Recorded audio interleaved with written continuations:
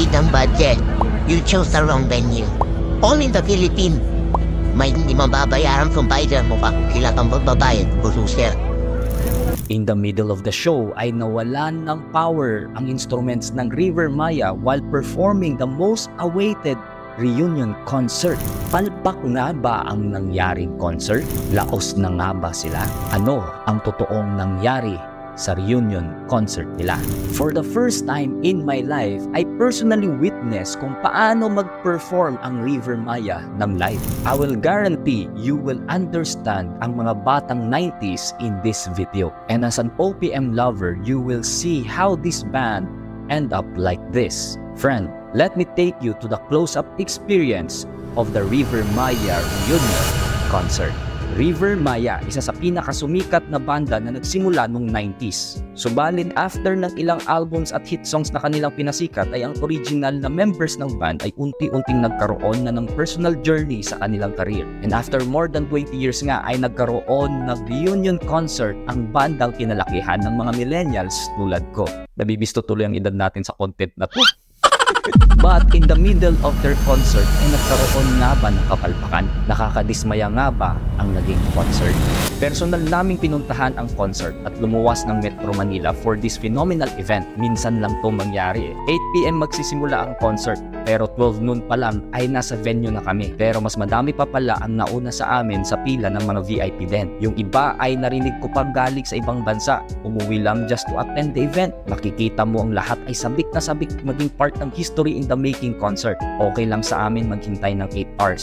Besides, ano lang naman yung 8 hours na hinintay namin compared sa more than 20 years na hindi mo sila nakitang ganito. Walang naging front act or guest sa concert. So around 8 PM nagsimula ng maghiyawan ang mga tao dahil lumabas na nga sila at nagsimula na ang tugtugan. Nung una ay nakaupo pa kami. Pero simula nung sumenyas si Rico na tumayo ay nagsitayuan na ang mga tao. Dahan-dahan ay umalis na rin sa upuan ng mga tao at lumalapit na sa stage. Pero syempre, isa na kami doon. Sa mismong harap kami ng stage kung saan halos nakalips to lips na namin si Kuya na kumokontrol sa crowd. Then tuloy-tuloy na ang performance ng River Maya.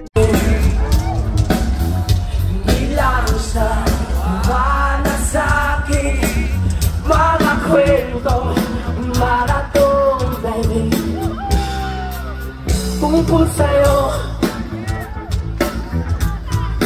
at sa ligaya.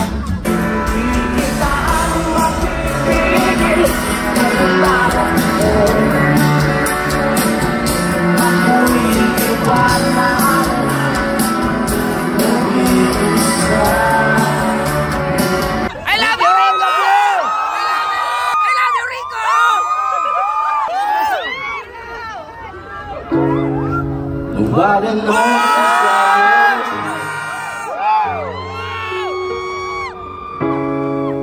leave me fade around the circumstance, the right place at the right time to grow things intertwined.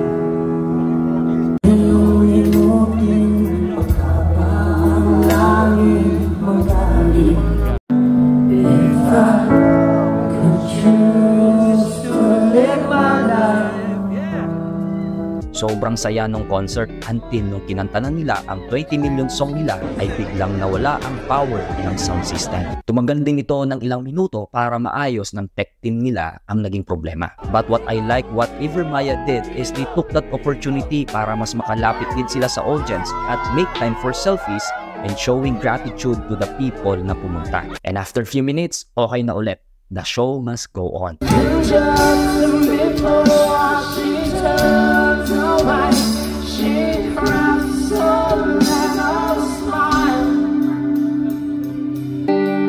Come on, Mark Squetta.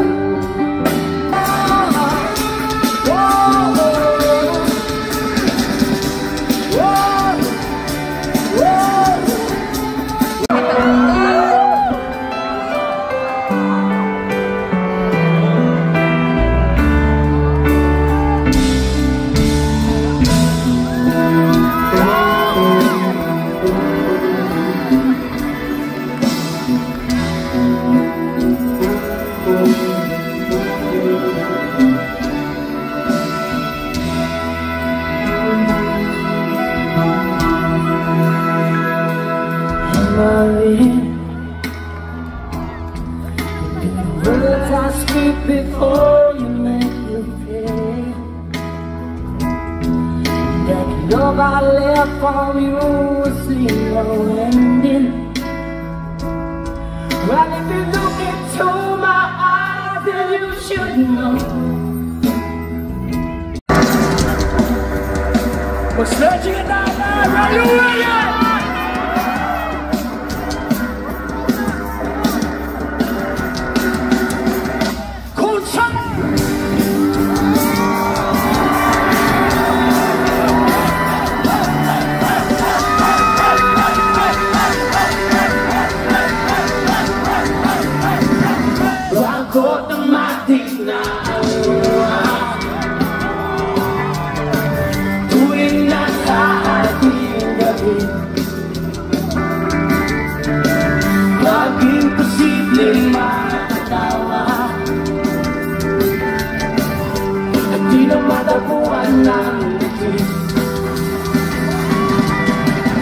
Kumatil ka kaya sa akin ang ikaw, maikaray sa kalayaan ng ligaya. Tayo na,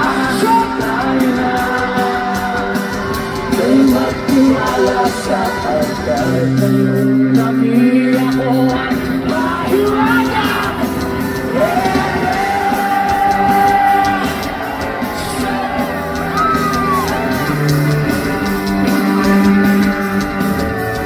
May mga confettis, bubbles at fireworks event. The show was a blast at tinapos ang concert sa last song nila na Isap Mata. Everybody!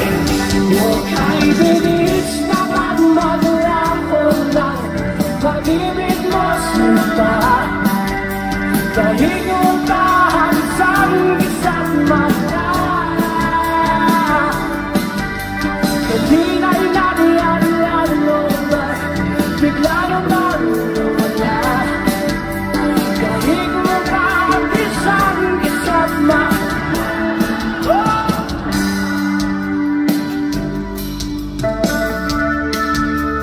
Grabe yung concert na yon.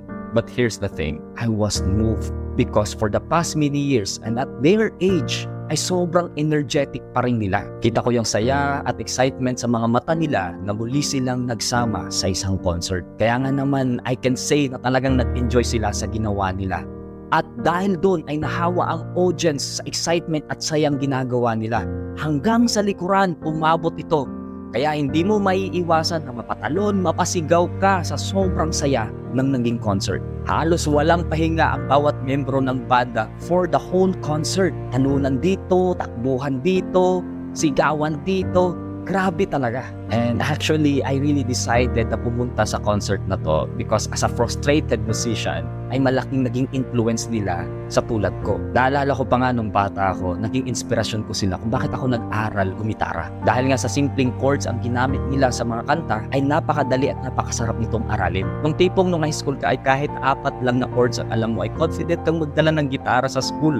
Dahil lakas nito makapogi eh. Dahil din sa kanila ay madami sa generation namin noon ang na-inspire bumuo ng banda. Naalala ko pang noon kapag meron silang mga kantang gusto kong aralin ay kailangan ko pang bumili ng songbook para aralin ito kasi wala pa namang internet noon eh. Minsan pa nga kapag walang budget ay kinokopya ko na lang yung lyrics at chords ng mga to sa songbook ng mga kaklase ko. Kapag wala naman sa songbook ay kinakapanan lang namin ito noon. Kaya pinapakinggan namin ito ng paulit-ulit hanggang sa makuha namin ang tamang chords. Madalas pa nga nagtuturuan kaming magbabarkada kung sino ang may tamang chords na nakakuha. Kapag may pagkakataon na tumatambay kami. Dahil nga rin wala ako pabili noon ng kanilang cassette albums ay nihintay ko na i-play sa radyo ang kanilang mga kanta at nire-record ko ito sa stereo namin. Sabay kong pinipindot yung play button at saka record button.